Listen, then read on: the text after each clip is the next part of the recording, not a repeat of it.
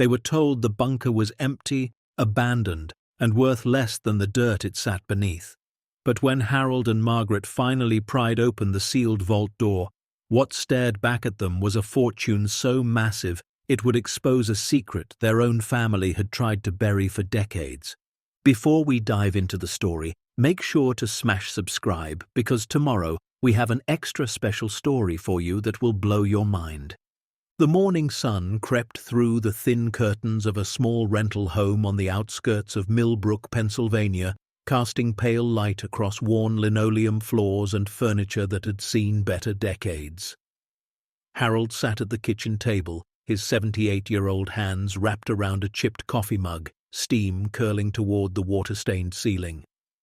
Across from him, Margaret, 76, spread margarine on toast with the same careful precision she'd used for over 50 years of marriage. The house wasn't much. 3 rooms, drafty windows, a furnace that groaned every winter like it was begging for retirement. But it was theirs, at least in the sense that they paid rent on time every month, scraping together what little Social Security provided after a lifetime of honest work. Harold had spent 41 years at the Millbrook steel plant before it shuttered in 2003.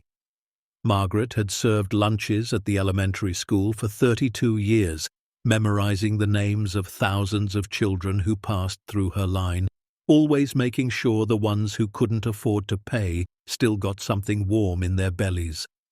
They had never asked for anything, never complained, never expected the world to hand them something they hadn't earned with their own 2 hands. And now, in what should have been their golden years, they lived in quiet dignity on the margins of a town that had mostly forgotten them. "Going to rain again," Harold muttered, glancing toward the window. "Can feel it in my knees." Margaret nodded, not looking up from her toast. Weatherman said the same thing. This was their rhythm. Small words, comfortable silence. The language of 2 people who had spent so long together they no longer needed to fill every moment with sound. The phone rang. It was an old rotary model, cream-colored and cracked, the kind nobody made anymore. Margaret wiped her hands on her apron and shuffled toward it, her hip clicking softly with each step. "Hello?" Harold watched her face change. First confusion, then something else, something he couldn't quite name. "Yes, this is Margaret, Harold's wife." She paused. "I'm sorry, who did you say you were?" She listened for a long time. Harold set down his coffee and waited. When she finally hung up, she stood frozen by the phone, one hand still resting on the receiver like she needed it for balance. "Who was that?" Harold asked. Margaret turned slowly. "A lawyer, from Arizona." "Arizona? We don't know anybody in Arizona." "We do now," she said quietly. "Or we did. Your cousin Eugene. He passed away 3 weeks ago." Harold blinked. Eugene. The name floated up from somewhere deep in his memory, a face he could barely recall. They had met maybe twice in their entire lives, once at a family reunion in the 60s and once at a funeral in the 80s. Eugene had been strange, quiet, the kind of man who stood at the edges of rooms and watched instead of talking. "Eugene," Harold repeated. "I didn't even know he was still alive." "He wasn't, not anymore." Margaret sat down across from him, her toast forgotten. "Harold, he left us something. In his will, he left us property." Harold's eyebrows rose. "Property? What kind of property?" Margaret's voice was uncertain. "Some kind of old bunker. A military bunker from the Cold War. Sits on 5 acres somewhere in the desert." For a long moment, neither of them spoke. Then Harold let out a slow breath. "A bunker," he said flatly. "That's what the lawyer said. He wants us to come out and claim it, or sign papers to reject it.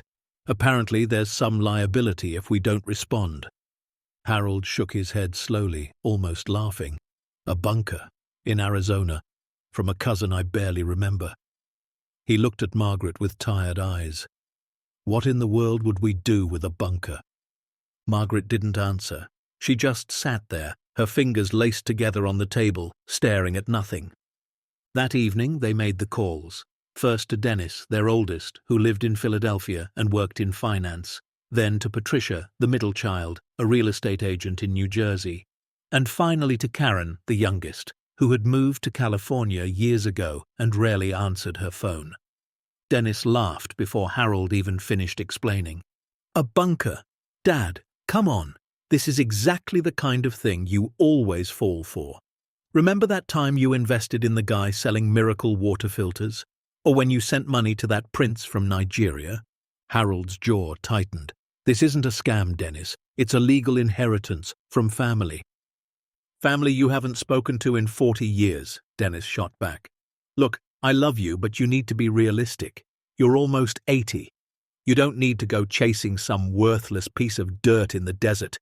Just reject the inheritance and move on." Patricia was even harsher. "Daddy, this is ridiculous," she said, her voice sharp through the phone. "You don't have the money to travel out there, let alone deal with whatever legal mess this creates. What if there's contamination, asbestos, toxic waste? You could be liable for millions in cleanup costs. Just sign the rejection papers and forget about it." Karen didn't even return the call. A week passed, and nothing, not even a text. Harold sat in his worn recliner that night, staring at the ceiling, feeling the weight of his children's words pressing down on him like stones. They were embarrassed by him. He'd always known it, somewhere deep down, but hearing it so plainly still stung. His kids had grown up wanting more than Millbrook could offer.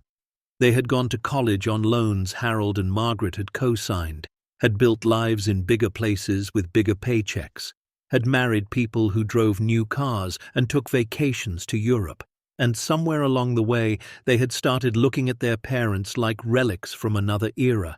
Sweet, maybe, well-meaning certainly, but ultimately embarrassing. Margaret came and sat on the arm of his chair, resting her hand on his shoulder. "They don't understand," she said softly. "They don't want to understand," Harold replied. "They think we're fools." Margaret was quiet for a moment. Then she said something that surprised him. "Do you remember that letter, the one Eugene sent you?" Harold frowned. "What letter?" "Years ago, maybe 15, 20 years back. You got a letter from someone you didn't recognize. You read it once and put it in that drawer with the old bills. Said it didn't make any sense." Harold's memory stirred. He had received a letter, handwritten on yellowed paper, from someone claiming to be a cousin. The handwriting had been cramped, the message strange. He had dismissed it as the ramblings of someone confused or possibly senile. "I think I still have it," he said slowly.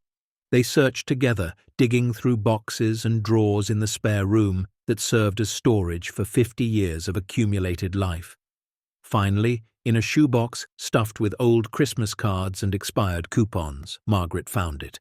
The envelope was wrinkled and faded. Harold opened it carefully, as if it might crumble in his hands. The letter inside was short. The handwriting was small and precise, the words measured like they had been chosen with great care. "Dear Harold," it read, "you probably don't remember me well. We met at Uncle Walter's funeral in '83. I was the one standing by the back door, watching the rain. I know we're not close, and I know you have no reason to trust me. But I wanted to write to you because you were always the only one in this family who seemed honest, the only one who didn't look at people and calculate what they were worth. I've spent my life keeping things safe, things that matter, things the world has forgotten. Someday, when I'm gone, you might find yourself responsible for what I've protected. If that day comes, I hope you'll understand. Keep what matters safe, Harold, even when the world forgets. Your cousin Eugene." Harold read it twice, then a third time. "Keep what matters safe," he murmured, "even when the world forgets." Margaret looked at him. "What do you think he meant?" Harold shook his head slowly. "I don't know, but I think we need to find out." The next morning, Harold called the lawyer back. His name was Richard, and he sounded surprised to hear from them. "Most people in your situation just sign the rejection papers," Richard said. "The property isn't worth much. Maybe a few thousand for the land, but the bunker itself is a liability. No power, no water, hasn't been maintained in decades. "We want to see it," Harold said firmly. "We're coming out there." Richard paused. "Mr. Harold, with all due respect, that's a long drive for something that's probably just going to disappoint you." "We're coming anyway." The loan officer at Millbrook Community Bank barely contained his smirk when Harold and Margaret sat down across from his desk and explained what they needed. "You want a personal loan," he said slowly, "to drive to Arizona and look at an abandoned bunker." "That's right," Harold said. The officer, a young man named Bradley who wore too much cologne and not enough humility, leaned back in his chair. "Mr. Harold, your credit history is limited. You don't own property. Your income is fixed. I'm not sure we can justify—" "We've banked here for 43 years, Margaret interrupted, her voice quiet but sharp. "We've never missed a payment, never bounced a check, never asked for anything." Bradley blinked. "I understand that, ma'am, but—" "We're asking for $2,000, Margaret continued. "We'll pay it back within a year. We just need to see this property. It's family." Bradley looked at them for a long moment. Then he sighed and pulled out a form. "Fine, but the interest rate won't be pretty." They didn't care. 2 weeks later, they loaded their 1998 Buick Century with a cooler full of sandwiches, a road atlas, and whatever hope they had left. The drive took 4 days. Harold's back ached. Margaret's hip screamed every time she got in or out of the car. They slept in budget motels with stiff mattresses and questionable stains on the carpet. They ate at truck stops and gas stations, nursing cups of weak coffee while 18-wheelers rumbled past the windows. But there was something else, too. Something neither of them expected.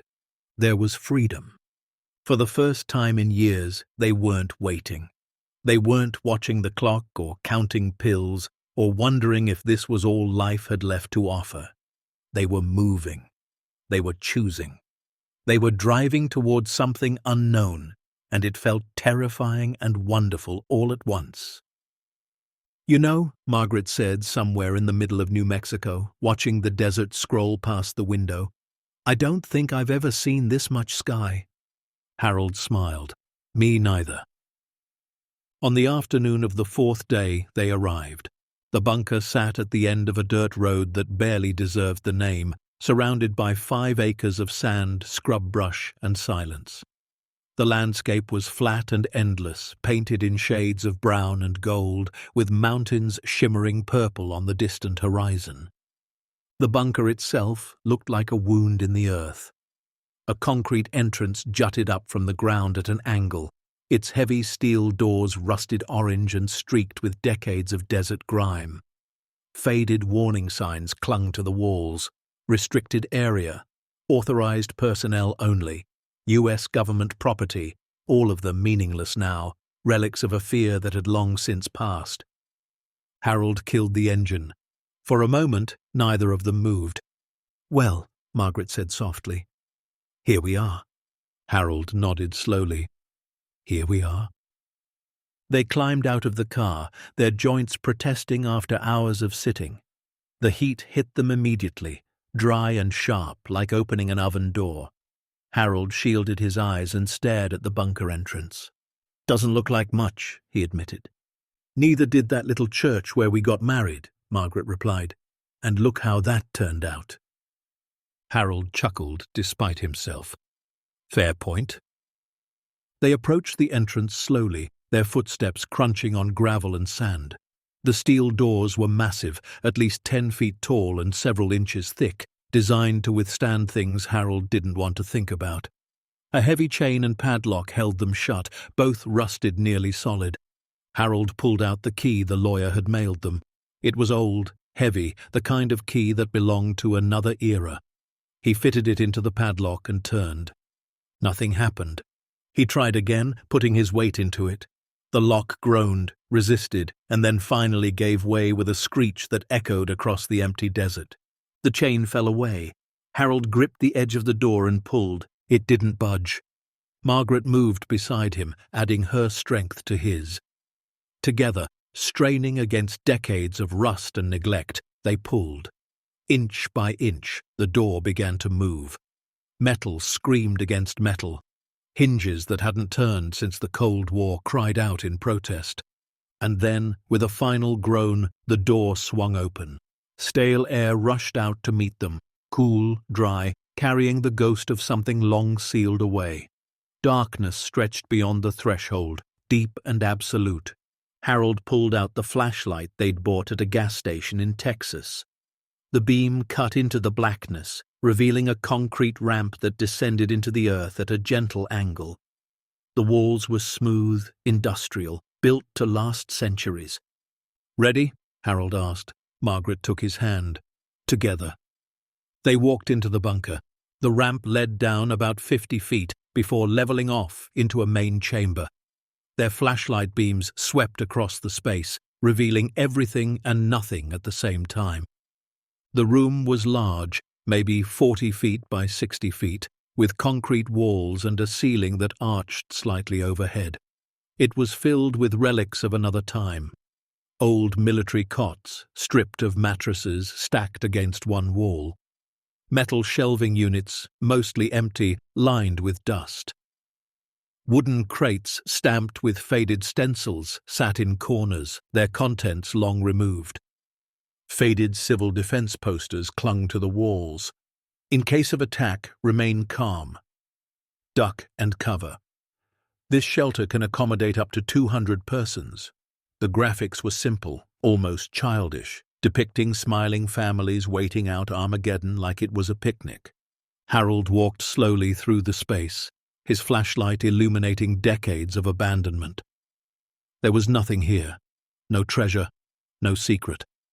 Just dust and concrete and the bones of a fear that had never quite come true. "Everyone was right," he said quietly. "There's nothing here." Margaret didn't respond. She was standing at the far end of the chamber, her flashlight pointed at something Harold couldn't see. "Harold," she said, her voice strange. "Come look at this." He walked over to where she stood. She was staring at the back wall, her flashlight tracing its surface. At first, Harold didn't understand what he was looking at. It was just a wall, concrete like everything else. But then he saw it. The color was different. The texture was different. This section of wall was newer than the rest, smoother, built with materials that didn't quite match the original construction. And behind it, barely visible beneath a rusted metal shelving unit that had been pushed against it, was a seam, a crack. The faintest outline of something that wasn't supposed to be there. Harold's heart began to beat faster. Together, they grabbed the shelving unit and pulled. It scraped against the concrete floor with a sound that echoed through the chamber like thunder. When they finally moved it aside, what they revealed made both of them stop breathing. It was a door, not a regular door, not a wooden door or even a steel door like the one at the entrance. This was something else entirely. A vault door, massive, circular, at least 8 feet in diameter, made of metal so thick it seemed to absorb their flashlight beams. A complex locking mechanism dominated its center, wheels, levers, dials, and keyhole, all integrated into a system that looked like it belonged in a bank or a military installation, or somewhere that protected something beyond value. Harold reached out and touched the cold metal. It was real, solid, waiting. "My God," Margaret whispered. "Harold, what is this?" He shook his head slowly, unable to find words. His mind raced through possibilities. What could Eugene have been protecting? What secret was worth sealing behind a vault door in an abandoned bunker in the middle of the Arizona desert? He tried the wheel. It didn't move. He looked for a keyhole and found one, but he had no key. He searched for a code panel and found dials, but he had no combination. Whatever was behind this door, Eugene had made sure it stayed hidden, even from the people who inherited it. "We can't open it," Harold said finally. "Not without the key, not without the code." Margaret stared at the vault door, her face illuminated by the pale glow of her flashlight. She looked older in that moment, worn by the journey and the years and the weight of everything they had carried to get here. But there was something else in her eyes, too. Something that Harold hadn't seen in a very long time. Determination. "Then we'll find them," she said quietly. "We didn't come all this way for nothing." Harold looked at his wife. This woman who had stood beside him through every hardship, every disappointment, every moment when the world had told them they weren't enough. She had never given up on him, not once, and he wasn't about to give up now. "No," he agreed. "We didn't." They stood together in the darkness, two elderly people at the edge of something they couldn't yet understand. Behind them lay the empty chamber, the faded posters, the ghosts of a world that had feared its own destruction. Before them stood a door that promised secrets buried for decades. And somewhere in the silence, Harold could almost hear Eugene's voice, carried on the stale air like a whisper from the past. "Keep what matters safe, even when the world forgets." He didn't know yet what his cousin had protected. He didn't know the price they would pay to uncover it, or the battles they would fight with their own family, or the truth that waited in the darkness beyond that steel. But he knew one thing for certain. They weren't leaving, not until they opened that door. The desert wind howled faintly above them, pushing sand against the bunker entrance. Somewhere in the distance, a coyote called out to the fading sun. And in the deepest part of the earth, behind a wall of steel and secrets, a fortune worth $300 million waited in silence, waiting for the two people brave enough or foolish enough to find it, waiting for Harold and Margaret. The drive back to Pennsylvania felt longer than the drive out. The desert gave way to plains, the plains to hills, the hills to the familiar grey skies of the northeast. But Harold and Margaret barely noticed the changing landscape. Their minds were still in that bunker, standing before that impossible door, wondering what secrets lay sealed behind inches of cold steel. They didn't speak much during the journey. What was there to say? They had found something extraordinary, something that defied every expectation, every dismissive laugh, every eye roll from their children. But they couldn't prove it. Not yet. Not without opening that vault. When they finally pulled into the gravel driveway of their little rental house in Millbrook, it was late evening. The porch light had burned out while they were gone, and the house sat dark and unwelcoming against the purple sky. Margaret sighed as she stepped out of the car, her hip protesting after days of sitting. Home sweet home. Harold grabbed their bags from the trunk. "At least we know there's something there now. That's more than we had before." "Something we can't get to," Margaret reminded him. "Yet," Harold said. "Something we can't get to yet." That night, neither of them could sleep. Harold lay in bed, staring at the ceiling, his mind racing through possibilities. Who was Eugene, really? What had he been involved in? And why had he chosen Harold, a cousin he barely knew, to inherit whatever was locked away in that desert vault? Beside him, Margaret stirred. "You're thinking too loud," she murmured. "Sorry." She rolled over to face him in the darkness. "We need to learn more about him, about Eugene. There has to be records somewhere, documents, something that explains all this." Harold nodded slowly. "First thing tomorrow. We start digging." The next morning, they began their research at the Millbrook Public Library.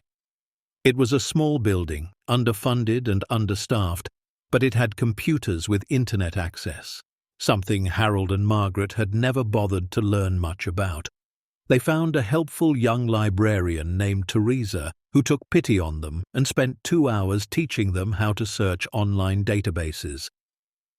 "What exactly are you looking for?" Teresa asked, peering over Margaret's shoulder at the screen. "Information about a relative," Margaret said carefully. "He worked for the government a long time ago.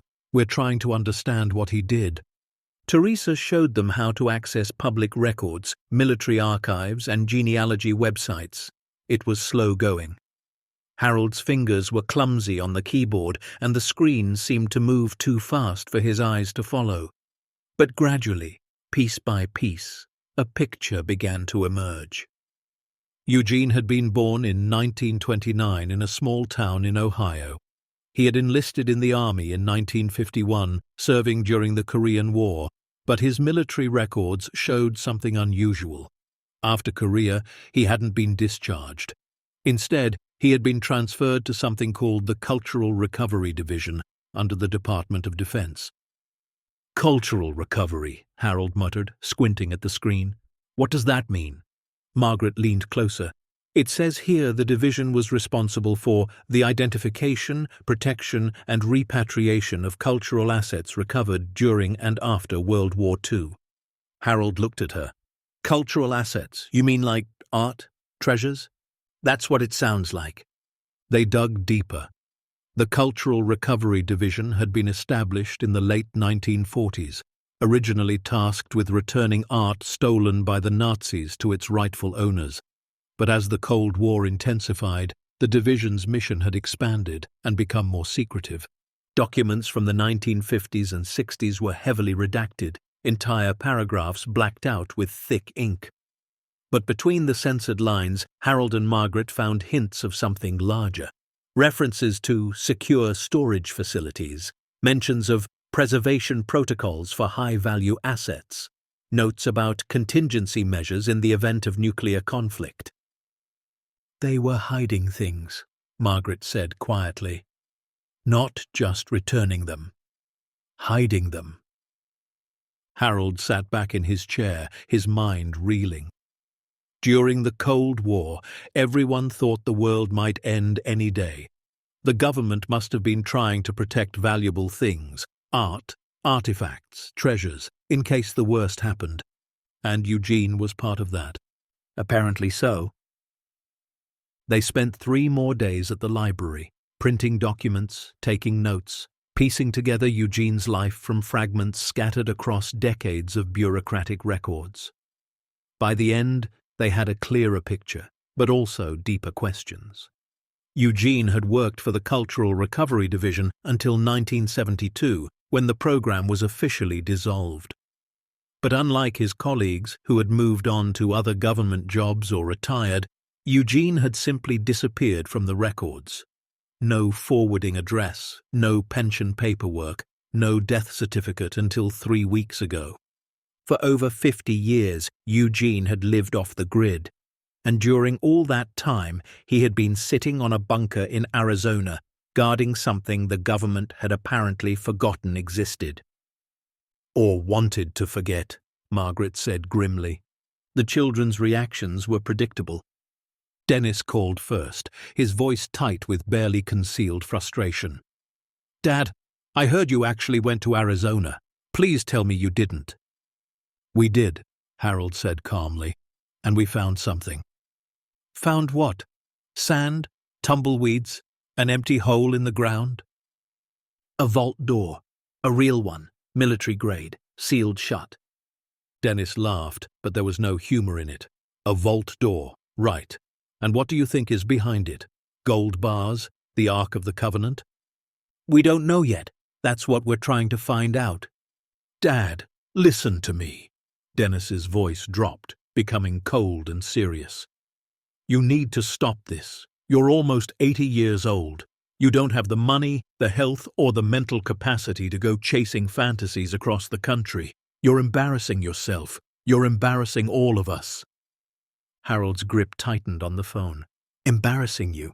That's what this is really about, isn't it?" "That's not—" "It's always been about that.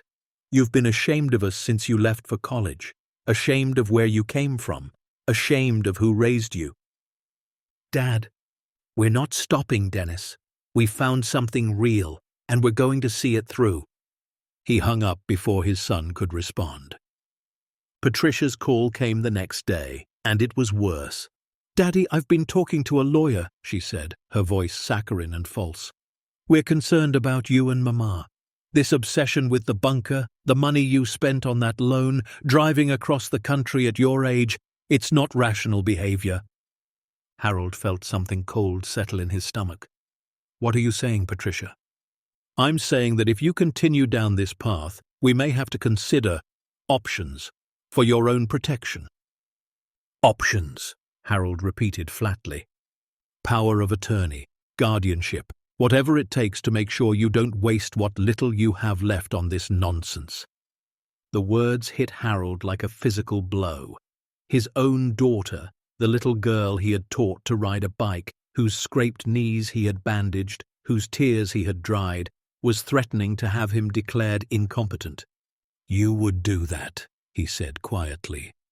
You would take away our freedom, our dignity, because we won't do what you want. It's not about what I want. It's about what's best for you. No, Patricia, it's about what's convenient for you. It's always been about that. He hung up. Margaret found him sitting in his recliner an hour later, staring at nothing, his face grey and drawn. They want to take everything from us, he said. Our children, the ones we sacrificed everything for. They want to lock us away because we dared to dream about something more. Margaret sat on the arm of his chair and took his hand. Then we'll have to move faster than they can. The locksmith shop on the edge of town was called Veterans Key and Security. It was a small storefront sandwiched between a laundromat and a pizza place, with a faded American flag in the window and a bell that jingled when you opened the door. The man behind the counter looked up when Harold and Margaret walked in. He was young, maybe early 30s, with close-cropped hair, a strong jaw, and eyes that carried something heavier than his years.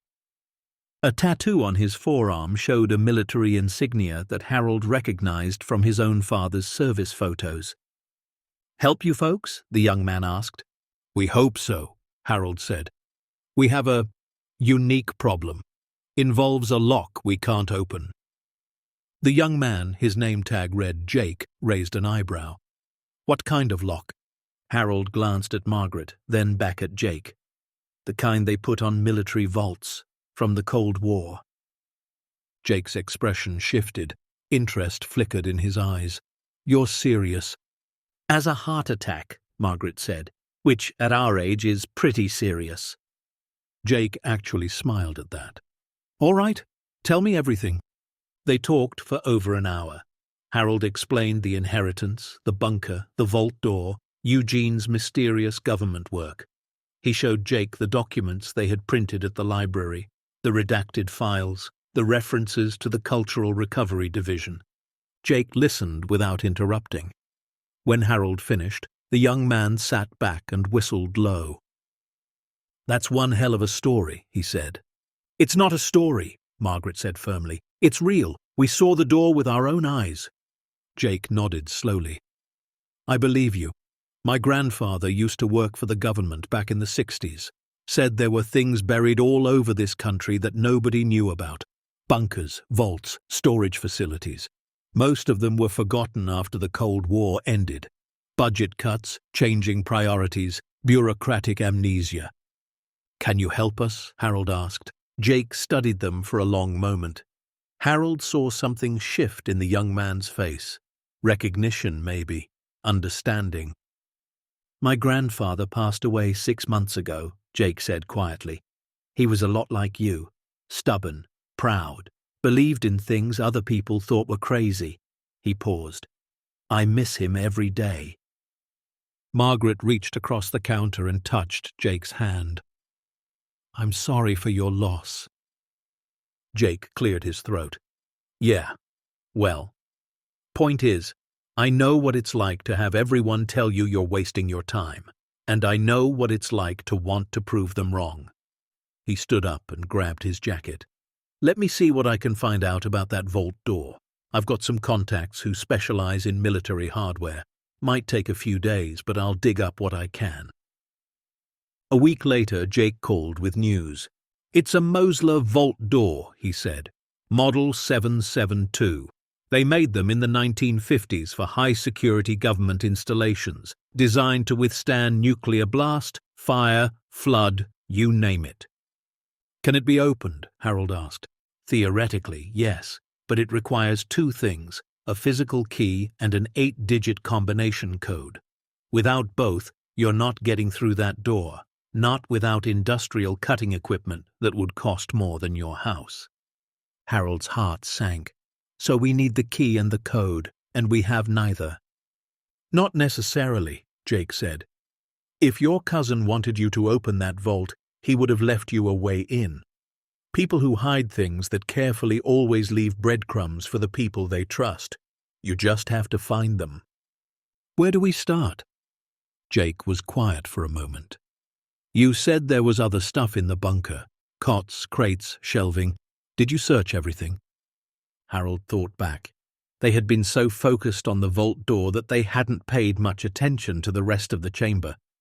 No, we didn't. Then that's where you start. Go back. Search every inch of that place. If Eugene left clues, that's where they'll be. The second trip to Arizona was harder than the first. Harold's back was worse. Margaret's hip had started clicking louder, a constant reminder that their bodies were failing even as their spirits refused to quit. But they went anyway. They drove the same endless highways, slept in the same cheap motels, ate the same truck stop food. And 4 days later, they stood once again at the entrance to the bunker, flashlights in hand, ready to search. This time, they were methodical. They examined every cot, every shelf, every crate. They checked for loose floorboards, hollow walls, hidden compartments. They worked slowly, carefully, their aged hands touching every surface, their tired eyes scanning every shadow. It was Margaret who found it.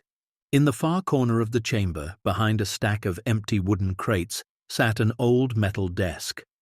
It was military issue, painted grey, the kind you might find in 1,000 government offices across the country, unremarkable in every way, except for one thing. When Margaret pulled out the top drawer, she noticed it was shallower than it should have been. The drawer was maybe 3 inches deep, but the desk itself was at least 6 inches thick. "Harold," she called, "come look at this." Together they examined the drawer. Margaret ran her fingers along the bottom until she felt a tiny ridge, barely perceptible, almost invisible. She pressed it. Something clicked. The false bottom of the drawer popped up, revealing a hidden compartment beneath. And inside that compartment, wrapped in oilcloth and preserved like a sacred relic, was a leather-bound journal. Harold's hands trembled as he lifted it out. The leather was cracked but intact, the pages yellowed but legible. On the first page, in the same careful handwriting as the letter he had received years ago, were 3 words, "For Harold, finally." What happens next will turn this story upside down, reveal a truth that was buried for decades, and remind us why sometimes the people the world forgets are the ones who matter most. Stay tuned to see what happens next. If you're enjoying the story, please like, share, and subscribe for more. They sat on the dusty floor of the bunker side by side and read Eugene's journal together. It took hours. The handwriting was small, cramped, sometimes difficult to decipher, but page by page, the truth emerged. Eugene had joined the Cultural Recovery Division in 1953, shortly after the Korean War. His job, initially, had been simple: cataloguing and processing recovered artwork that the Nazis had stolen during World War II. Paintings, sculptures, manuscripts, jewelry, treasures looted from museums, churches, private homes, and families across Europe. The work was noble at first, Eugene wrote.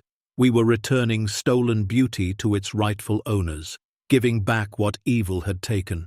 I believed in what we were doing. But over the years, things had changed. As the Cold War deepened and nuclear anxiety grew, the division's mission had shifted. Instead of returning recovered treasures, they began stockpiling them. The government became obsessed with preservation, Eugene explained. Not preservation of life, but preservation of culture. They believed that if nuclear war came, humanity's greatest achievements, its art, its history, its beauty, would be destroyed. So they began hiding things, building vaults, creating secret repositories across the country where treasures could survive the apocalypse. Eugene had been assigned to one such repository, a decommissioned military bunker in the Arizona desert. They sent me here in 1961 with a truckload of crates, he wrote. I was told to catalogue everything, maintain the climate controls, and wait for further instructions. The instructions never came. For over a decade, Eugene had lived alone in the desert, guarding treasures he was never meant to keep. Then, in 1972, the program was quietly dissolved. Budget cuts, changing priorities, the thaw of détente. Eugene received a letter informing him that the bunker was being decommissioned and that the contents would be processed accordingly. I knew what that meant, Eugene wrote. Sold, scattered, lost forever. These weren't just objects, they were memories, lives, stories. Families who had lost everything during the war, who had never gotten their treasures back, who had died not knowing what happened to the things they loved. Eugene had made a choice. Instead of surrendering the collection, he had sealed the vault. He had forged paperwork showing the bunker was empty. He had disappeared from official records and spent the next 50 years living as a ghost, watching over treasures that the world had forgotten. I couldn't let them be sold to collectors who would lock them away in private vaults. I couldn't let them disappear into the black market. These things belonged to people, to families, to history. Someone had to protect them until the world was ready to do what was right. Harold read those words 3 times before he could speak. He spent his whole life guarding this, alone, forgotten. Margaret wiped tears from her cheeks. And he chose us to finish what he started. The journal contained more than just Eugene's story. It contained details about the collection itself. Paintings by masters whose names Harold recognized from museum trips decades ago, sculptures from ancient civilizations, jewelry that had belonged to royal families, manuscripts written by hands that had shaped human history. And at the bottom of the final page, Eugene had written something else. The vault requires 2 things, a key and a code. The code is 47291945. The year the war ended, the year the horror stopped, the year the world promised to remember. As for the key, I sent it to the only family who ever treated me like I mattered. Harold, you probably threw it away thinking it was junk. I hope you didn't. Look in the places you store things you don't understand. The key will be there waiting for when you're ready. Harold's blood ran cold. The package, he breathed. Years ago, he sent me something. A small package. I never opened it. Margaret grabbed his arm. Where is it? Harold, where did you put it? He searched his memory frantically. It had been so long ago, 15 years, maybe 20. He had received a package from someone he didn't recognize, assumed it was junk mail or a mistake, and tossed it in, where? The attic, he said suddenly. The boxes in the attic, the ones we never unpacked after we moved. They drove home faster than they should have. Harold pushed the old Buick harder than it had been pushed in years, his hands white-knuckled on the wheel, his mind racing with desperate hope. When they finally pulled into the driveway, it was past midnight. They didn't care. They grabbed flashlights and climbed the narrow stairs to the attic, their bodies protesting every step. The attic was a graveyard of forgotten things. Boxes stacked on boxes labeled in faded marker, covered with years of dust. Christmas decorations, old tax returns, baby clothes their children had outgrown decades ago. They searched for hours. Harold's back screamed. Margaret's hip threatened to give out entirely, but they kept going, opening box after box, sorting through the debris of a lifetime. It was nearly 4 a.m. when Margaret found it. Buried in a box labeled miscellaneous beneath old magazines and expired coupons and greeting cards from people long dead was a small padded envelope. It was addressed to Harold in handwriting he now recognized. The return address was a post office box in Arizona. Harold's hands shook as he tore it open. Inside was a brass key, tarnished, heavy, old, and wrapped around it, held in place by a rubber band that crumbled at his touch, was a note. For when you're ready to see what I saved, Eugene. They stood in the attic, surrounded by the forgotten pieces of their lives, holding the key to something unimaginable. Harold looked at Margaret. Margaret looked at Harold. We have everything we need, she whispered. Harold nodded slowly, feeling something shift inside him, something that had been dormant for years, maybe decades. Hope, purpose, the belief that their lives still had meaning, still had direction, still had one great adventure left to give. "Then let's finish this," he said. 3 days later they stood before the vault door for the third time. But this time was different. This time they had the key in Harold's pocket and the code memorized in Margaret's mind.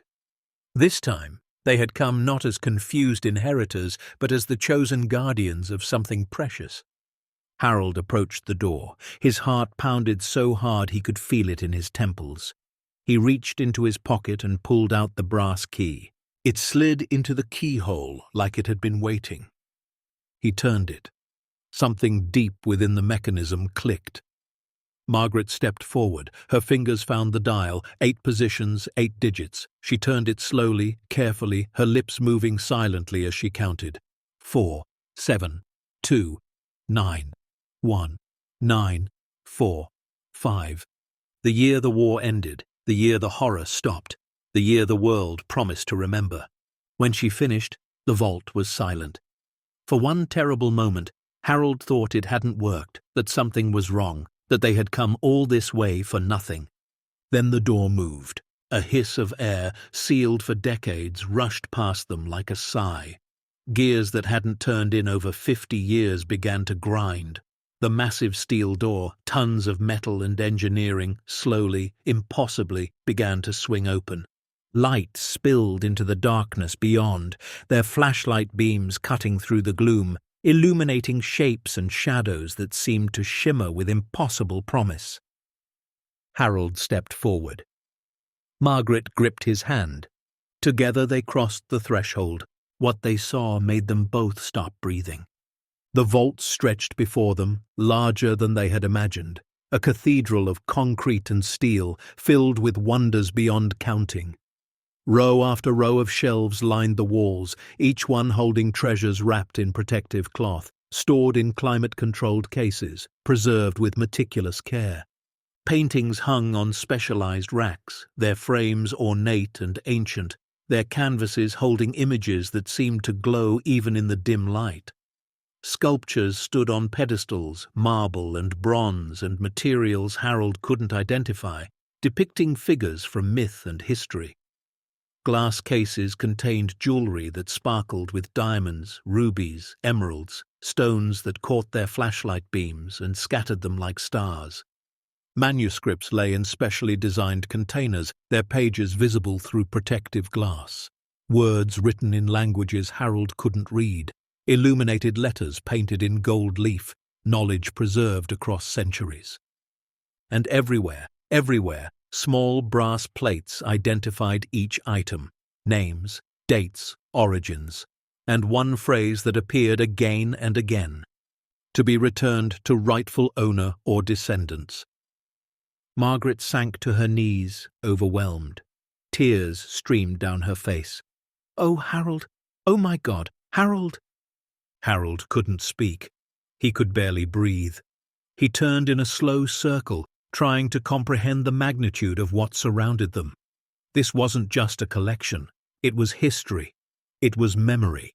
It was the stolen heritage of thousands of families, preserved against all odds by one man who had refused to let it disappear. Eugene had spent his entire life guarding this, protecting it, waiting for someone worthy to carry on his mission. And he had chosen them. An elderly couple with nothing to their names, a retired factory worker and a former lunch lady. 2 people the world had overlooked, dismissed, forgotten.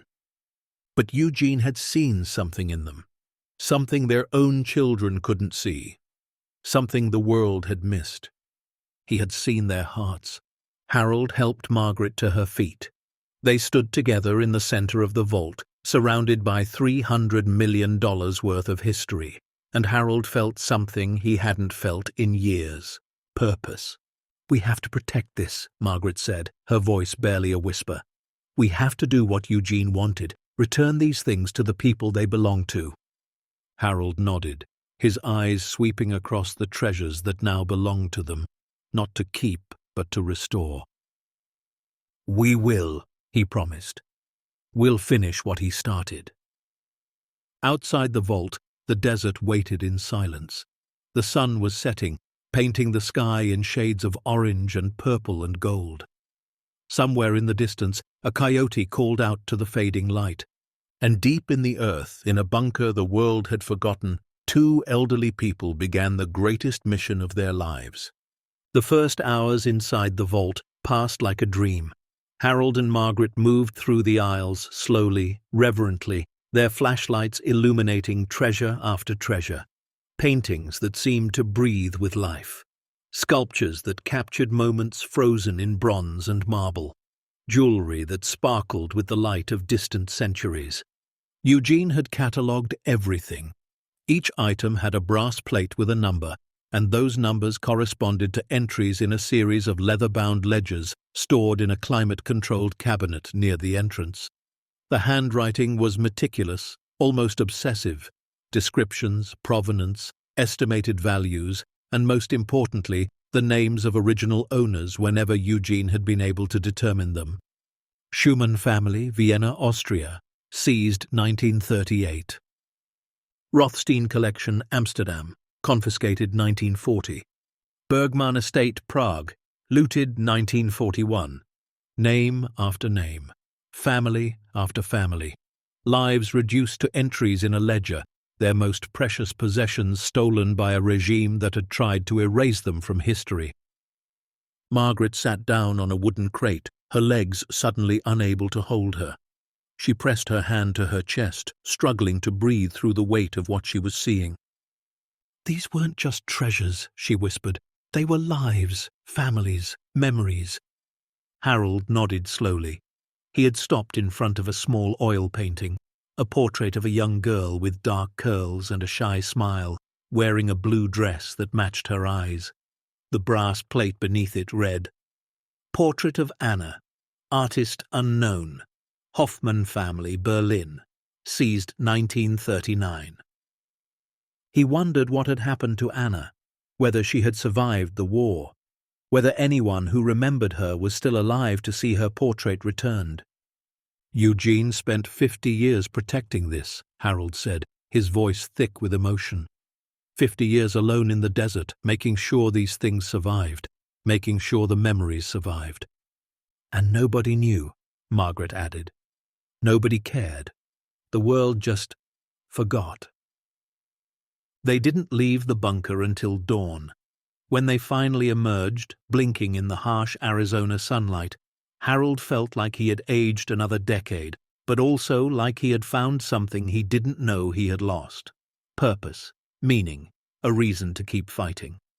They drove into the nearest town and found a small motel with a working phone. Harold knew they couldn't handle this alone. The collection was too vast, too valuable, too historically significant. They needed help. But who could they trust? The first call was to Jake. "You found it," his voice crackled through the phone line. "You actually opened it?" "We did," Harold said. "Jake, it's beyond anything we imagined. Paintings, sculptures, manuscripts, jewelry, hundreds of items, maybe thousands. Eugene kept records of everything. He knew where it all came from, who it belonged to." Jake was silent for a long moment. "What are you going to do?" Harold looked at Margaret, who nodded firmly. "We're going to do what Eugene wanted. We're going to return it, all of it, to the families it was stolen from." "That's going to be complicated," Jake said carefully. "Legally, historically, politically. You're talking about treasures that have been missing for over 80 years. Governments are going to get involved. Lawyers are going to circle. This is going to be a fight." "We know," Harold said. "But it's the right thing to do." Another pause. Then Jake's voice came back, warmer now. "Then I'm with you. Whatever you need." The second call was harder. Harold contacted a lawyer he had found through the library's legal aid directory, a woman named Rosa Vasquez, who specialized in elder law and estate planning. She had a small practice in Phoenix, and her online reviews described her as fierce, compassionate, and unwilling to be bullied. She agreed to meet them the next morning. Rosa's office was in a converted house on a quiet street, surrounded by cactus gardens and terracotta pots. She was younger than Harold expected, maybe mid-40s, with silver streaks in her dark hair and eyes that seemed to see right through pretense. She listened to their story without interrupting. When they finished, she sat back in her chair and let out a long breath. "Let me make sure I understand," she said slowly. "You inherited a bunker. Inside the bunker was a sealed vault. Inside the vault is a collection of art and artifacts worth, how much did you say?" "Eugene's records estimate over $300 million, Margaret said. Rosa blinked. $300 million? Yes. And you want to give it all away?" Harold shook his head. "Not give it away. Return it. These things were stolen from families during the Holocaust. Eugene spent his life protecting them until they could go back where they belong. We want to finish what he started." Rosa studied them for a long moment. Her expression shifted from disbelief to something else, something that looked almost like respect. "You understand what you're getting into," she said. "A discovery this significant, this valuable, it's going to attract attention.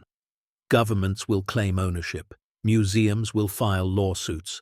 Private collectors will try to buy you out, and that's before we even talk about your own family." Margaret's jaw tightened at that last word. "Our children," she said quietly, "have made their feelings very clear. They think we're fools. They've threatened to have us declared incompetent." Rosa leaned forward. "Then we need to make sure that doesn't happen.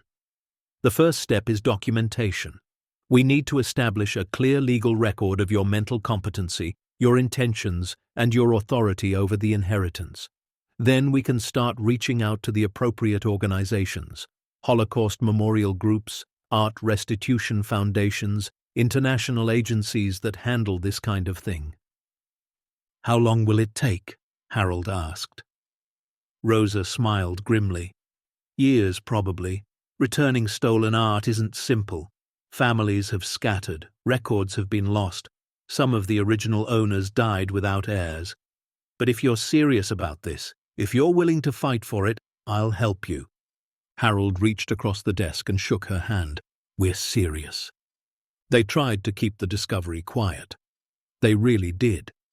But secrets that big don't stay hidden for long. It started with a local reporter who noticed unusual activity at the old bunker site. Trucks coming and going, official-looking vehicles with government plates. He made some calls, asked some questions, and within a week the story broke. Elderly couple discovers $300 million treasure trove in abandoned Cold War bunker. The headline exploded across every news outlet in the country. Within hours, Harold and Margaret's quiet rental home in Millbrook was surrounded by news vans, cameras, and reporters shouting questions through the windows. "Mr. Harold, Mrs. Margaret, how does it feel to be millionaires? What are you going to do with all that money? Is it true you found Nazi gold? Are you worried about security, about theft?" Harold and Margaret stayed inside, curtains drawn, phone unplugged. They sat at their kitchen table and watched their lives change forever through the flickering images on their old television set. "This is insane," Margaret whispered. Harold took her hand. "We knew this would happen. We just have to stay focused, stay true to what we promised." But staying focused became harder with each passing day. The phone calls started almost immediately. People claiming to be long-lost relatives Harold had never heard of. Art dealers offering millions for first-look rights at the collection. Lawyers from firms with names like Sharp, Hawkins, and Bartholomew sending letters about potential legal complications and offering their services for modest retainers. Then came the government. 2 weeks after the story broke, a black SUV pulled up to their house, and 3 men in dark suits knocked on the door. They introduced themselves as representatives of the Department of Homeland Security, the FBI, and the Department of Justice. "We need to talk about the contents of that bunker," the lead agent said. "Some of those items may be classified government property." Harold stood firm in the doorway. Those items were abandoned by the government over 50 years ago. My cousin maintained them at his own expense, on his own time, with no support or recognition. And according to the legal documentation we've recovered, those items were supposed to be returned to their rightful owners. Not sold, not destroyed, returned. The government failed to do that. Eugene didn't. The agent's expression didn't change. "We're not here to argue history, Mr. Harold. We're here to protect national interests." "The only interests that need protecting," Margaret said from behind Harold's shoulder, "are the families who lost everything, and we intend to see they get it back." The agents exchanged glances. The lead agent handed Harold a card. "We'll be in touch," he said. "Don't do anything with that collection until you hear from us." They drove away, leaving Harold and Margaret standing in the doorway, their hearts pounding. "They're going to try to take it," Margaret said. Harold nodded slowly. "They can try, but the government wasn't the worst of it. The worst came 3 days later, in the form of their own children. Dennis arrived first, pulling up in a rental car with a lawyer in the passenger seat. He didn't knock. He didn't call ahead. He just walked into the house like he still lived there, his face a mask of cold determination. "Dad, Mom, we need to talk." Harold stood up from his recliner. "Dennis, I didn't know you were coming." "Of course you didn't, because you've been ignoring my calls, both of you." Margaret came out of the kitchen, wiping her hands on a dish towel. "We've been busy, Dennis. There's been a lot to deal with." Dennis gestured to the man beside him. "This is Richard Shaw. He's an attorney specializing in estate law and competency matters." Harold felt his blood run cold. Competency matters. Yes, Dennis's voice was flat, emotionless.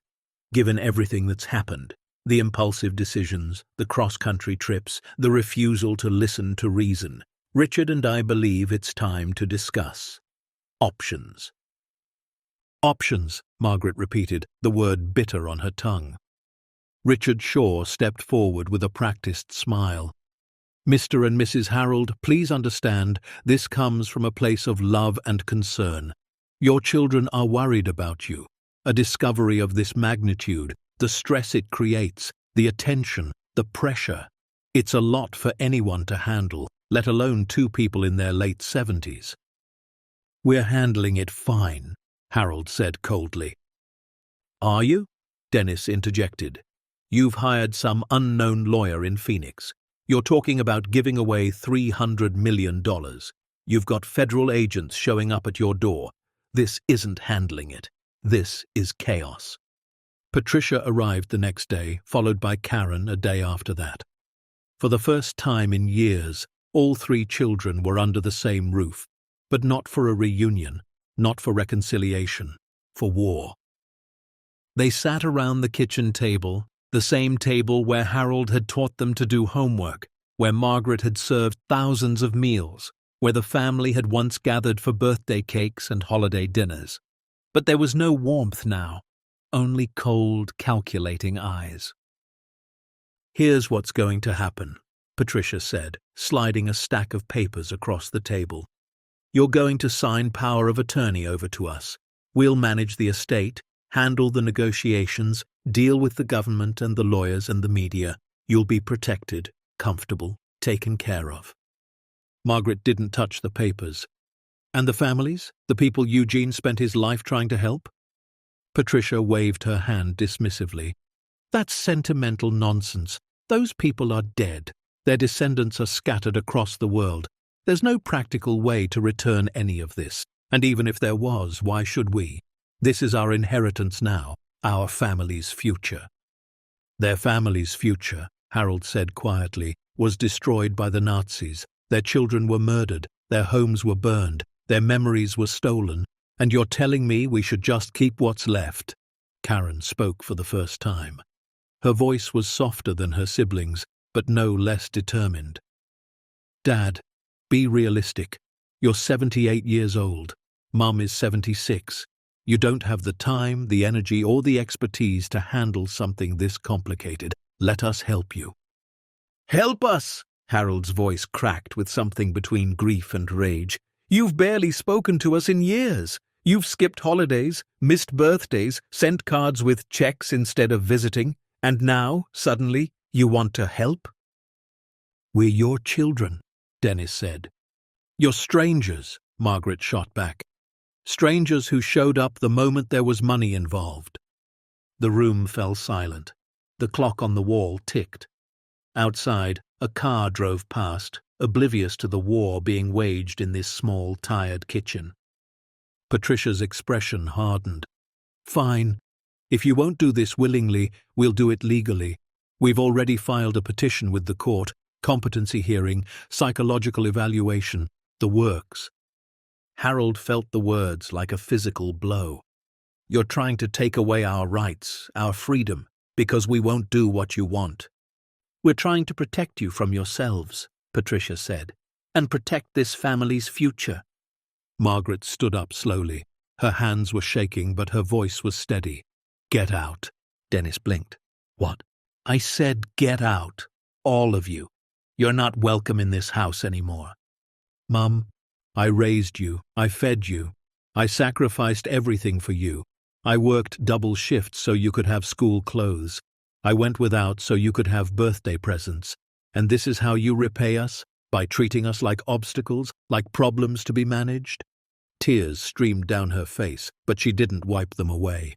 "You're not protecting us. You're robbing us of our dignity, our choices, our right to do something good with whatever time we have left." She pointed at the door. "Get out, and don't come back until you remember what it means to be family." The children left. The house fell silent. Harold and Margaret stood in the kitchen holding each other, their bodies trembling with the weight of what had just happened. Their own children had become their enemies, and the battle was just beginning. The competency hearing was scheduled for 3 weeks later. Harold and Margaret spent those weeks preparing with Rosa, who had become more than just their lawyer. She had become their ally, their advocate, their friend. "They're going to try to paint you as confused, out of touch, easily manipulated," Rosa explained during one of their strategy sessions. "They'll bring in doctors to question your memory, your judgment, your understanding of what you're doing. We need to be ready." "We understand perfectly well what we're doing," Harold said firmly. "I know that, but the court needs to see it. You'll need to undergo independent psychological evaluations. You'll need to demonstrate that you understand the magnitude of the inheritance and have a coherent plan for managing it." Margaret nodded. "We have a plan. Return everything to the rightful owners. Honor Eugene's mission." Rosa smiled. "Then let's make sure the court sees that clearly." The evaluations were exhausting. Teams of psychologists asked Harold and Margaret endless questions about their history, their health, their daily routines, their understanding of complex financial concepts. They administered memory tests, cognitive assessments, logic puzzles. Harold's mind was sharp.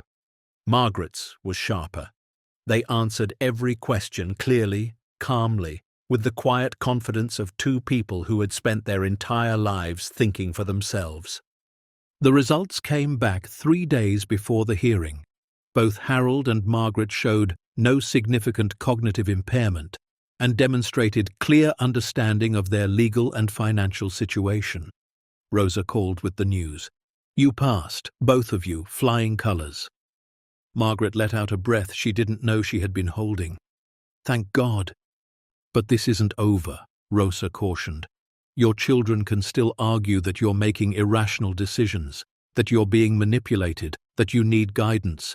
We need to show the court that your plan isn't just emotionally motivated, it's legally sound and practically achievable." That's when Jake stepped in. He had been working behind the scenes, reaching out to organizations that specialized in art restitution, groups that had spent decades tracking down stolen treasures and returning them to Holocaust survivors and their descendants. One of them, the International Foundation for Art Recovery, agreed to send a representative to meet with Harold and Margaret. Her name was Dr. Miriam Feldstein. and she had spent 30 years fighting to return stolen art to its rightful owners. She was 71 years old, with silver hair and steel-grey eyes that had seen more tragedy than most people could imagine. "I've reviewed Eugene's records," she said during their first meeting, her voice carrying a faint accent that spoke of European roots. "His documentation is extraordinary. Many of these pieces have been on our watch lists for decades. Families have been searching for them since the war ended." Margaret leaned forward. "Can you help us return them?" Dr. Feldstein smiled, a smile that carried both joy and sorrow. "My dear, that's exactly what I've been waiting my whole life to do." Together, they began building a plan. The International Foundation would partner with Harold and Margaret to trace the origins of each piece, locate surviving family members or their descendants, and facilitate the legal return of the treasures. It would be a massive undertaking, years of work, mountains of paperwork, countless legal hurdles. But it was possible, more than possible. It was right. The court hearing arrived on a grey Tuesday morning. The courtroom was small, wood-panelled, filled with the musty smell of old law books and older disputes. Harold and Margaret sat at one table with Rosa. At the other sat Dennis, Patricia, and Karen, flanked by their expensive lawyers. The judge was a woman in her 60s with reading glasses perched on her nose and a reputation for cutting through nonsense. She reviewed the case documents for several long minutes before looking up. "This is a petition for guardianship and conservatorship over Harold and Margaret, filed by their adult children. The basis of the petition is alleged mental incompetence and irrational decision-making regarding a significant inheritance." She peered over her glasses at the children's table. "Is that accurate?" Richard Shaw stood. "Yes, Your Honor. Our clients are deeply concerned about their parents' welfare. The decision to give away—" "Return," Rosa interrupted, standing. "The decision to return stolen property to its rightful owners. There's a significant legal and moral distinction." The judge held up a hand. "I'll hear from both sides. Mr. Shaw, continue." The hearing lasted 6 hours. The children's lawyers presented their case that Harold and Margaret were elderly, vulnerable, possibly suffering from cognitive decline, and certainly being manipulated by outside parties with their own agendas. They brought in doctors who had never met Harold or Margaret, but were happy to speculate about the mental frailty of people their age. Then Rosa presented her case. She introduced the independent psychological evaluations showing both Harold and Margaret were mentally sharp. She presented Eugene's meticulous records, demonstrating a clear, documented intention for the collection's disposition. She introduced Dr. Feldstein, who testified about the historical significance of the treasures and the feasibility of the return program. And finally, she called Harold and Margaret to testify. Harold spoke first. His voice was steady, his words carefully chosen. "Your Honor, I've worked hard my whole life. I never asked for anything I didn't earn. When my cousin left us this inheritance, I didn't see dollar signs. I saw responsibility. I saw a chance to do something that matters." He looked at his children. "My kids think I'm a fool. Maybe I am, but I'd rather be a fool who does the right thing than a wise man who looks the other way."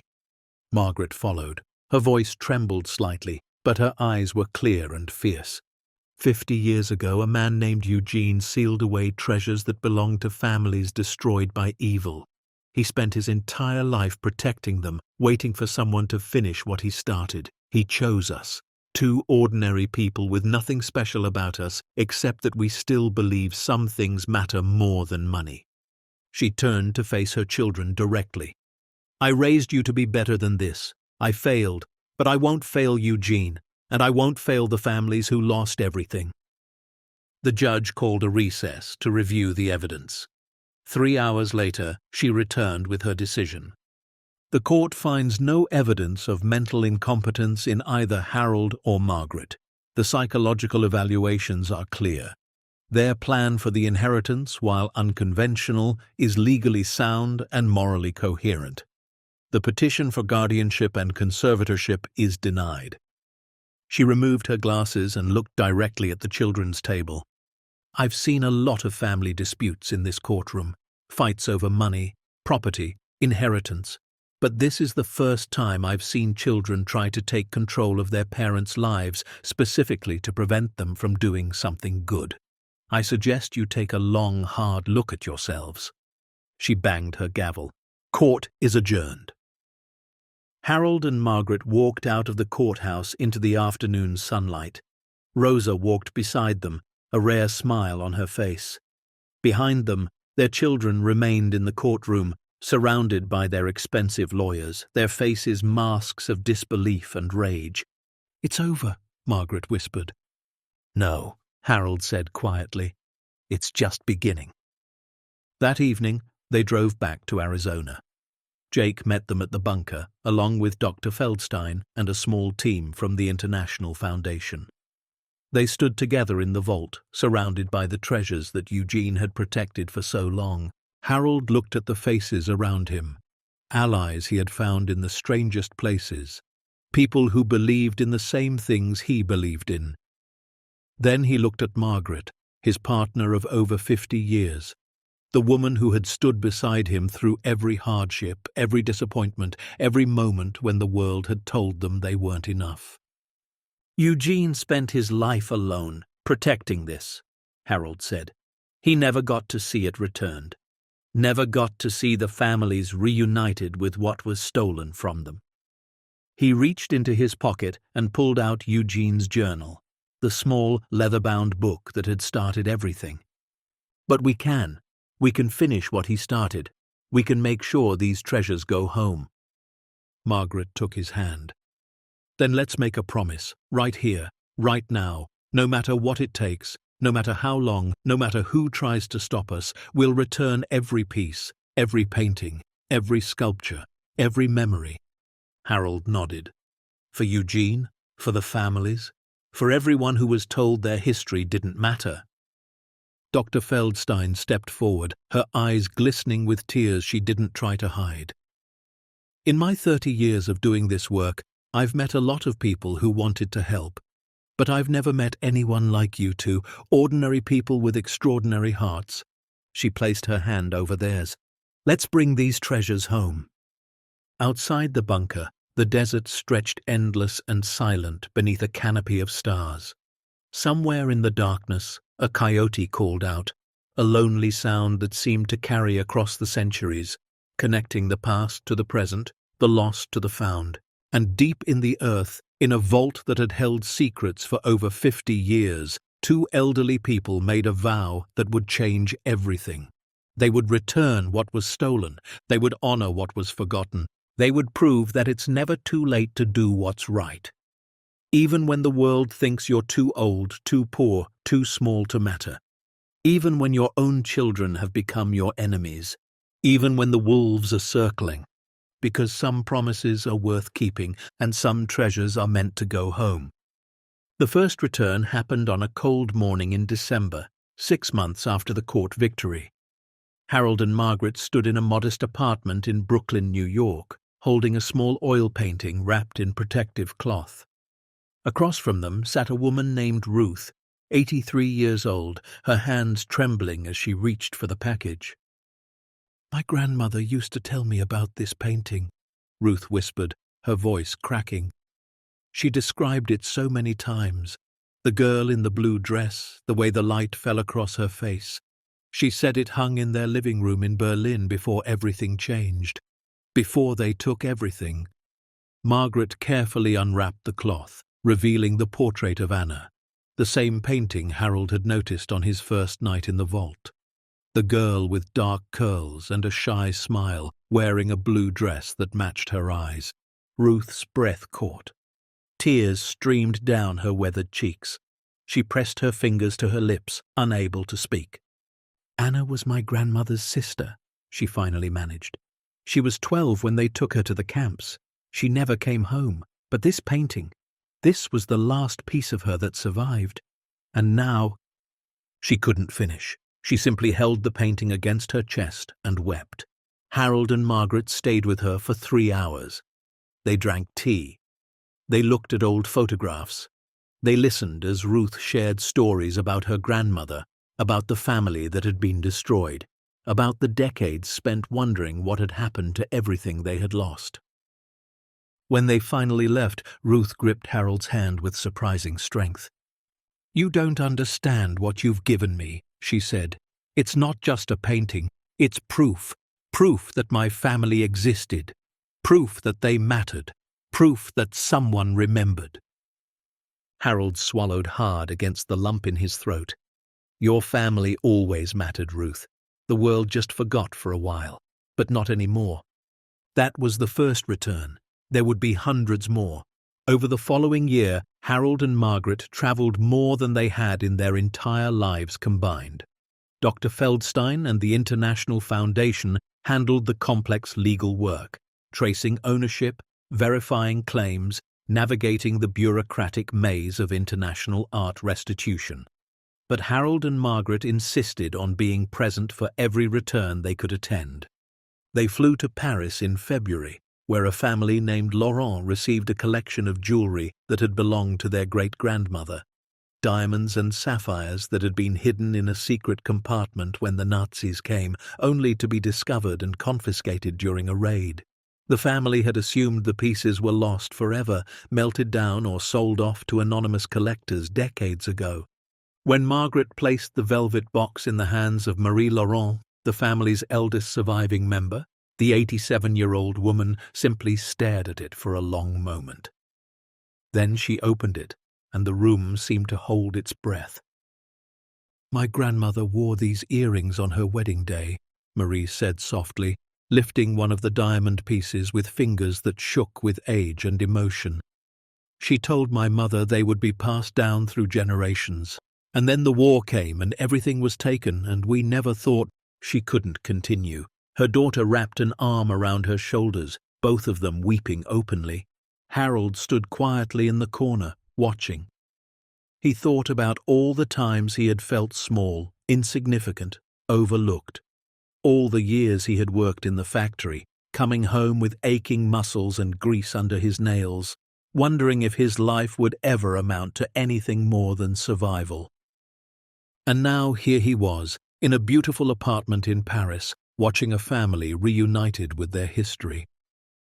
Maybe this was what his life had been building toward all along. In March, they traveled to Prague. The Charles University Library had been searching for a lost manuscript for over 80 years, a medieval text on astronomy that had been one of the crown jewels of their collection before the war. Eugene's records showed it had been seized in 1942 and shipped to Germany for safekeeping. It had never been returned, until now. The ceremony was small but profound. The university president, a historian who had written his doctoral thesis on the very manuscript they were returning, accepted it with tears in his eyes. "This text contains observations made by scholars over 500 years ago," he said, his voice thick with emotion. "It represents centuries of human curiosity, human achievement, human hope. When it was taken, a piece of our heritage was stolen. Today, that piece comes home." Harold and Margaret stood to the side, uncomfortable with the attention. They hadn't done this for ceremonies or speeches. They had done it because it was right. But when the university president approached them afterward and shook their hands, his gratitude was so genuine, so overwhelming, that Harold felt something crack open inside him. "You could have kept this," the president said. "You could have sold it for millions, but you chose to return it. In a world that often values profit over principle, you chose principle. I will never forget that. None of us will." The returns continued through spring and into summer, a sculpture to a museum in Amsterdam, a collection of rare books to a library in Vienna, jewelry to families in London, New York, Tel Aviv, Buenos Aires. Each return was different. Each was deeply personal. And each one reminded Harold and Margaret why they had started this journey in the first place. But not every return was possible. Some families had been completely erased. No survivors, no descendants, no one left to receive what had been stolen. For these treasures, Harold and Margaret worked with Dr. Feldstein to find appropriate homes, museums, educational institutions, memorial foundations, places where the objects could be seen, studied, remembered. "These pieces don't have families to go back to," Margaret said during one planning session. "But they can still tell stories. They can still teach people about what was lost and why it matters that we never let it happen again." Dr. Feldstein nodded, her eyes glistening. "That's exactly right. When art can't go home, the next best thing is for it to speak, to educate, to remind, to bear witness." Through it all, the children remained silent. Dennis, Patricia, and Karen had retreated after the court defeat, their expensive lawyers suddenly unavailable, their confidence shattered. The public exposure of their greed, reported widely in the media coverage of Harold and Margaret's restitution efforts, had damaged their reputations in ways they hadn't anticipated. Dennis lost a promotion at his finance firm. One of his colleagues had seen the news coverage and questioned his character in a meeting. Patricia's real estate business suffered when clients learned about the lawsuit she had filed against her own parents. Karen simply disappeared, withdrawing from family contact entirely, retreating into whatever life she had built 3,000 miles away. Harold and Margaret didn't celebrate their children's difficulties. They didn't gloat or seek revenge. They simply continued their work day after day, return after return, letting their actions speak for themselves. But one evening in July, almost a year after the court hearing, Margaret's phone rang with a number she didn't recognize. She almost didn't answer. But something made her pick up. "Mom?" The voice was quiet, trembling, uncertain. It took Margaret a moment to recognize it. "Karen?" A long silence. Then, "I've been watching the news, seeing what you and Dad are doing, the families you've helped, the things you've returned." Another pause. "I didn't understand before. I thought you were being foolish, sentimental, throwing away a fortune on strangers. But now—" Her voice broke. "I was wrong, Mum. I was so wrong, and I'm sorry. I'm so sorry." Margaret sank into a chair, her own eyes filling with tears. "Karen, I know you might not forgive me. I know I don't deserve it. But I needed you to know that I see it now. What you're doing, it's beautiful. It's right. And I'm ashamed that I tried to stop you." Margaret was silent for a long moment, her heart aching with a complicated mixture of pain and hope. This was her daughter, the little girl she had rocked to sleep, the teenager she had guided through heartbreak, the young woman she had watched leave for California with a mixture of pride and sorrow. "Karen," she finally said, "forgiveness isn't something you earn. It's something you give. And I've already given it to you. I gave it the day you were born, and I've never taken it back." Karen sobbed openly now. "I want to come home. I want to help, even if it's just small things, answering phones or organizing files. I want to be part of what you're building." Margaret smiled through her tears. "Then come home, baby. Come home." Karen arrived 2 weeks later. She was thinner than Margaret remembered, older looking, with shadows under her eyes that spoke of sleepless nights and heavy regrets. But when she stepped off the plane and saw her parents waiting at the gate, something in her face shifted, softened, became the child Margaret had always known was still there, buried beneath years of distance and misunderstanding. The reunion was quiet, tender, marked more by embraces than words. Karen didn't try to explain or justify what she had done. She simply asked how she could help, and Harold and Margaret let her. Karen threw herself into the work with the same intensity she had once applied to building her California career. She learned the database systems, helped organize shipping logistics, corresponded with families awaiting returns. She spent hours on the phone with Dr. Feldstein's team, tracking down leads and verifying claims. But more than that, she spent time with her parents. Real time. Not the obligatory holiday visits she had made for years, rushing in and rushing out, never truly present. Now she sat with them at dinner, listened to their stories, asked questions about their lives that she had never thought to ask before. "I didn't know Grandpa taught you to fix cars," she said one evening, watching Harold work on a stuck drawer in the kitchen. Harold smiled. "He taught me everything about working with my hands," said a man who could fix things would never go hungry. "And Grandma, what did she teach you?" Margaret looked up from her crossword puzzle. "She taught me that love isn't about big gestures. It's about showing up every day, even when it's hard, especially when it's hard." Karen was quiet for a moment. Then she said, "I wish I had learned that sooner." Margaret reached over and squeezed her hand. "You're learning it now. That's what matters."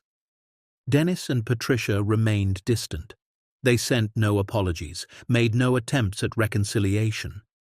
The rift between them and their parents seemed permanent, a wound that might never fully heal. But Harold and Margaret had made peace with that.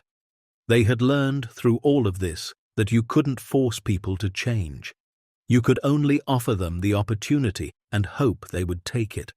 Some would, some wouldn't, and either way, you had to keep moving forward. As the second year of the restitution project began, the scope of what Harold and Margaret had accomplished started to become clear. Over 400 items had been returned to families or donated to institutions. The estimated value of the returns exceeded $200 million. But the true value, the value that couldn't be measured in currency, was immeasurable. Families reunited with their history. Museums restored to their former glory. Stories that had been silenced for decades finally given voice. And through it all, Harold and Margaret had kept almost nothing for themselves. Almost nothing. There was one item they held back, not because of its monetary value, though it was worth something, but because of what it represented. It was a pocket watch, simple, silver, worn smooth by decades of handling. Eugene had written about it in his journal, a personal entry separate from the catalogue of treasures. "This watch belonged to my father," Eugene had written. "He gave it to me the night before he was taken. He said it had belonged to his father before him, and his father before that, 4 generations. He told me to keep it safe, to remember where I came from, to never forget." The watch had not been part of the official collection. It was Eugene's personal possession, something he had carried with him through all the years of solitary guardianship, and in his will he had left it specifically to Harold. "For the only family who treated me like I mattered," the note attached to the watch had read. "Keep it safe, keep it close, and remember that some treasures aren't about money, they're about memory." Harold kept the watch in his breast pocket, close to his heart. He wound it every morning, listened to its gentle ticking, felt its weight against his chest like a reminder of everything Eugene had sacrificed. And sometimes, late at night when Margaret was asleep and the house was quiet, Harold would take out the watch and hold it in his palm, thinking about the man who had spent 50 years alone in the desert, guarding treasures he could have sold for a fortune, waiting for someone worthy to finish what he had started. "I hope we made you proud, Eugene," Harold would whisper. "I hope this is what you wanted." And somehow, in the silence of those late-night moments, Harold felt sure that it was. The town of Millbrook had changed its opinion of Harold and Margaret. The same neighbors who had smirked when they took out that small loan to travel to Arizona now waved warmly when they passed on the street. The same bank officer who had chuckled at their request now treated them with genuine respect. But the recognition went beyond Millbrook. Newspapers wrote feature stories about the elderly couple who gave away a fortune. Television programs invited them for interviews. Universities asked them to speak at graduation ceremonies. They declined most of the attention. They hadn't done this for fame or recognition. They had done it because it was right. But occasionally they said yes, not for themselves, but for Eugene, for the families, for the message that sometimes ordinary people can do extraordinary things. One such occasion was a ceremony at the United States Holocaust Memorial Museum in Washington, D.C. The museum was accepting a donation of 37 items from the collection, pieces that had no traceable owners but held immense historical significance. They wanted Harold and Margaret to present the donation personally. The ceremony was held in the museum's Hall of Remembrance, a soaring space designed to evoke both grief and hope.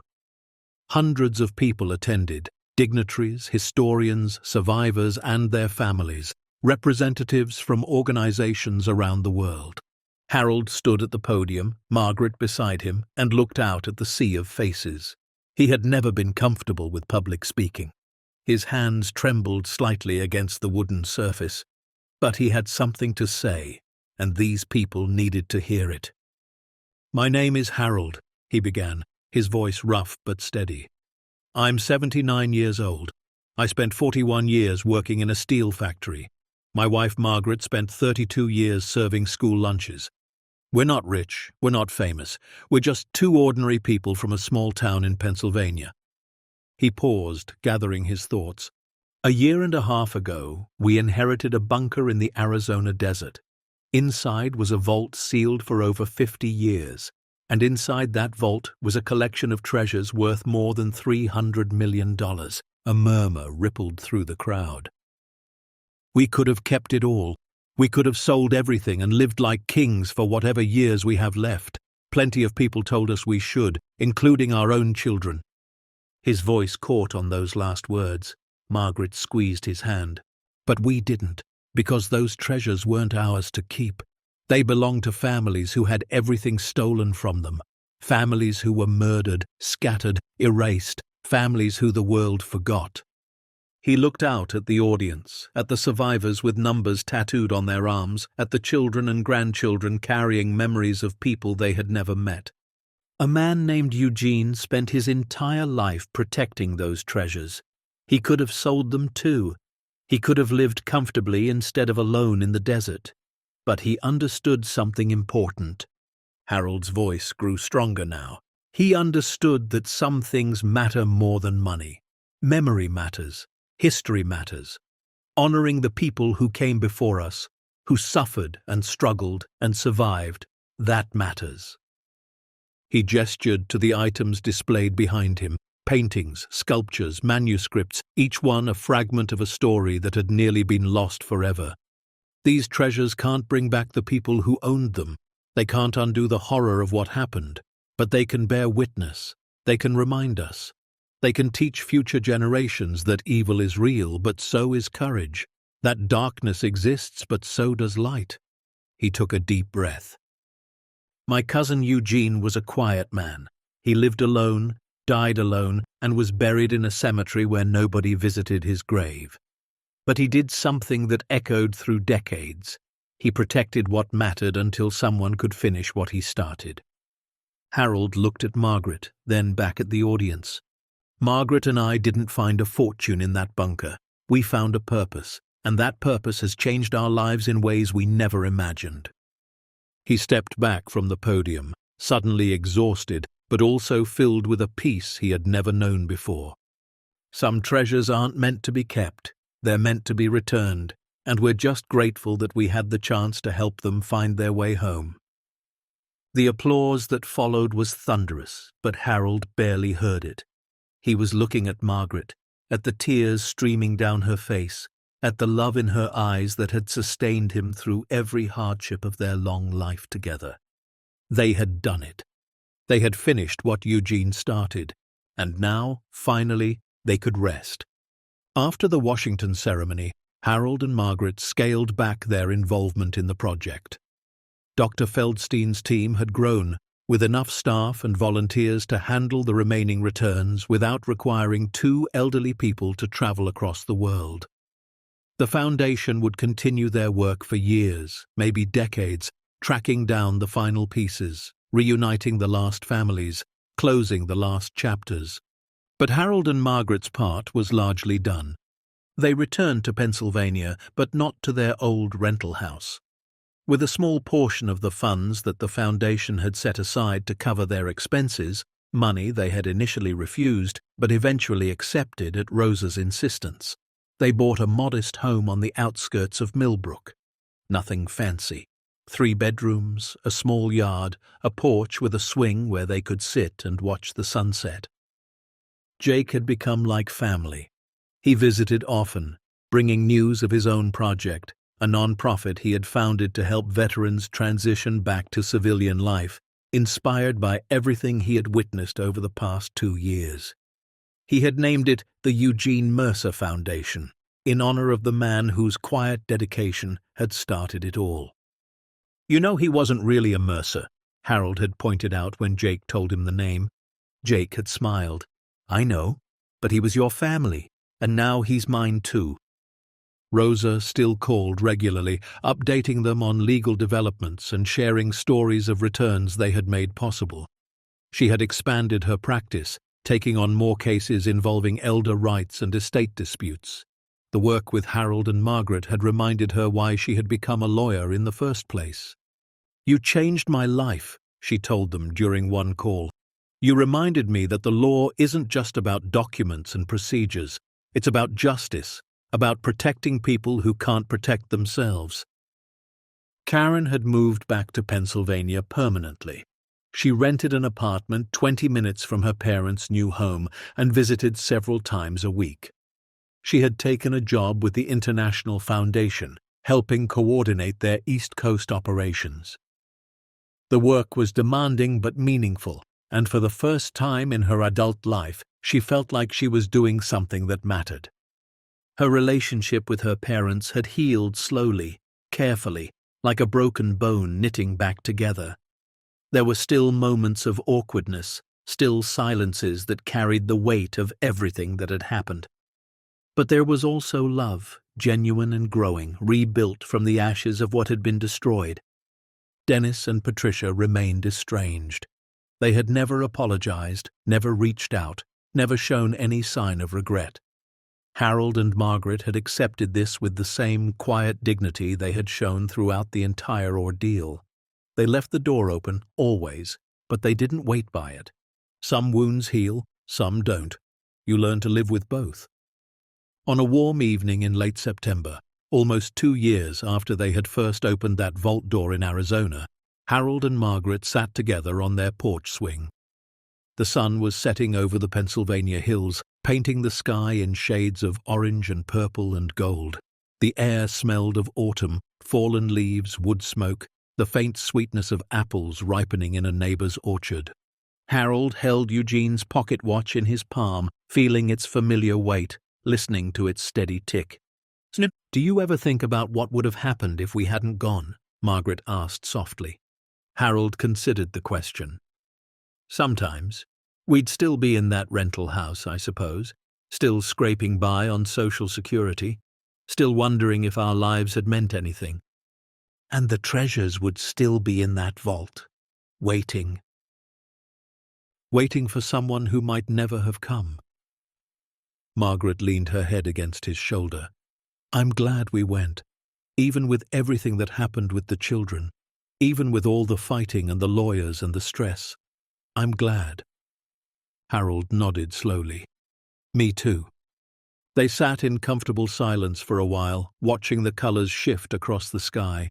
A flock of geese passed overhead, their calls echoing in the stillness. "I've been thinking about Eugene," Harold said finally, "about how he spent 50 years alone, guarding those treasures, waiting for someone to finish what he started. It must have been so lonely." "It was," Margaret agreed. "But maybe that's what made him so determined. When you're alone, you have to believe in something. You have to have a purpose that keeps you going. And his purpose was protecting those memories, keeping them safe until they could go home." Margaret smiled. "Just like we did." Harold looked at the watch in his hand, 4 generations of history, passed down through war and loss and hope.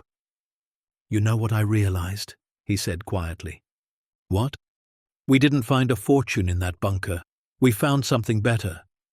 Margaret looked at him, her eyes soft in the fading light. "What's that?"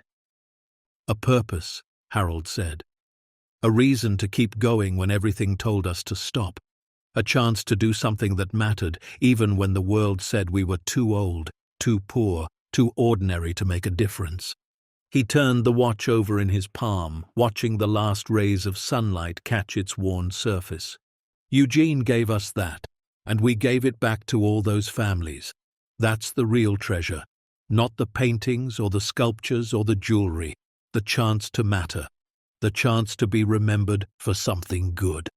Margaret took his hand, intertwining her fingers with his the way she had done for over 50 years. "We'll be remembered," she said softly, "not because we were rich or famous or powerful, but because we chose to do what was right when it would have been easier to do what was profitable." Harold nodded. "That's enough for me." "Me too." They sat together as darkness slowly settled over the hills, the first stars emerging in the deepening blue. The porch swing creaked gently with their weight.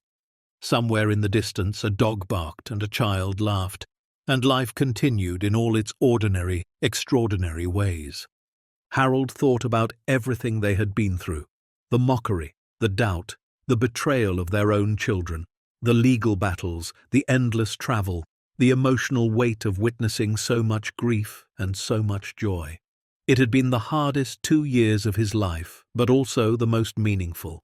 He thought about Eugene, alone in the desert, keeping faith with treasures no one knew existed. He thought about Ruth in Brooklyn, clutching her grandmother's painting like a lifeline to the past.